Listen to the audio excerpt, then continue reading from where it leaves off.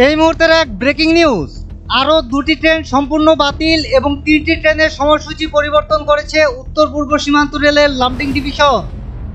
11 জুলাই জারি করা এক নির্দেশিকায় 12 জুলাই নির্ধারিত দুটি ট্রেন সম্পূর্ণ বাতিল এবং 11 জুলাই নির্ধারিত 3টি ট্রেনের সময়সূচি পরিবর্তন করেছে উত্তর পূর্ব সীমান্ত রেলের লামডিং ডিভিশন।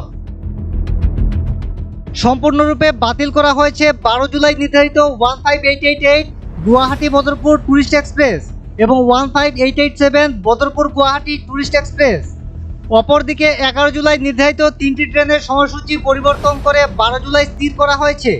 সময়সূচি পরিবর্তন করার ট্রেনগুলো হচ্ছে 15612 শিলচর রঙ্গি এক্সপ্রেস, 15615 গুয়াহাটি শিলচর এক্সপ্রেস এবং 07029 Agartala Secunderabad special train.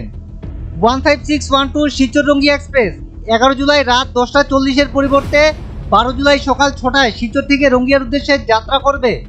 15615 Guwahati Silchar express 11 July রাত 11টা 55-এর পরিবর্তে 12 জুলাই সকাল 6টায় গুয়াহাটি থেকে শিলচর উদ্দেশ্যে যাত্রা করবে এবং 07029 Agartala Secunderabad special train 11 July রাত 7টা 30-এর পরিবর্তে 12 জুলাই ভোর 5টায় আগরতলা থেকে সিকান্দ্রাবাদের উদ্দেশ্যে যাত্রা করবে।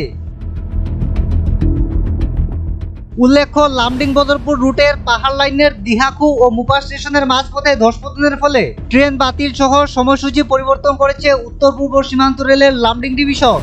তবে কবে নাগাদ বদরপুর লামডিং রুটে রেল পরিষেবা হবে স্বাভাবিক তা নিয়ে রয়েছে এখনও অনিশ্চয়তা।